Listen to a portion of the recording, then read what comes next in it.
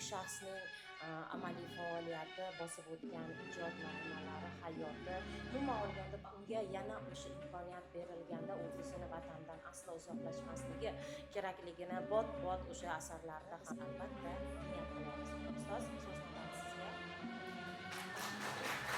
Alisher Navoiyning izdoshi bo'lgan. Bunday olganda Alisher Navoiyning ijodini, uning demak o'sha ijod namunasini davomchisi bo'lgan Zahiriddin Muhammad Bobur faoliyatining aynan tavalludining 543 yilligi munosabati bilan yig'ilib turibmiz. Zahiriddin Muhammad Bobur bu nomni aytganimizda bevosita ko'z oldimizga shoir, ayni paytda davlat arbobi degan fikrlar keladi. Uning 14 ga yaqin nusxasi borligi qayd etiladi. Angliyada uning o'sha tarjimasi 9 marta nashr qilingan edi. Yaponiyada 1995-1996 yilda 2 jildlik o'sha so'zlikning tashkil etilganligi ham bizning demak o'sha mutafakkir ijodkorimiz, bobokalonimiz Boburga bo'lgan e'tiborning o'sha namunasini ko'rishimiz mumkin. O'zbekiston Demokratik partiyasining iqtidorli yoshlari tomonidan tayyorlangan o'sha Zahiriddin Muhammad Bobur tavalludi, ijodi, hayoti bo'yicha Burnoma asari dunyodagi ilk jonli ensiklopediyadir. Bobur Andijondan Hindistongacha bo'lgan yo'lni shunchaki bosib o'tmagan. U har bir manzilni Qur'on o'lchovida yozib qoldirgan. Bugungi sun'iy yo'ldosh xaritalari bu raqamlarning 95% aniqlikda ekanligini tasdiqlamoqda. Chapning men ko'rmagan jabru jafosi qoldimi? Qasda ko'nglim chekmagan dardu balosi qoldimi? Meni xor etdi-yu, qildi muddaini parvarish, Dahridun parvarning o'zga muddaosi qoldimi?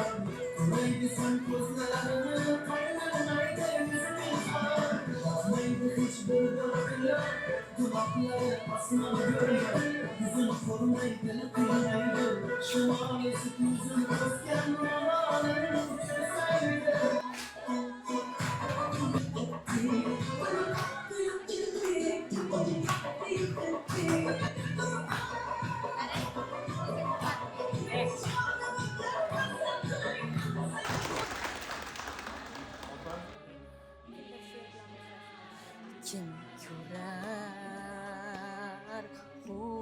xurshidni ulmoqsi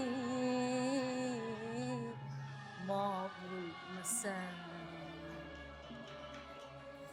kim so'rar shakarni lali shakar bo'lmasa.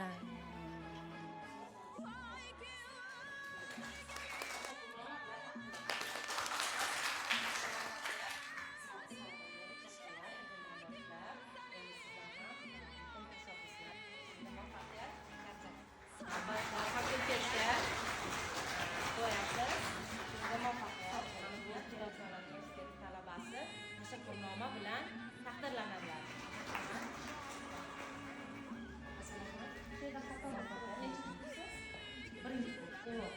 Sizlar mamlakatda rejalar saqlab ta'minlash kerak. Sizni muvaffaqiyat har doim mana shunday faollikdan to'xtamay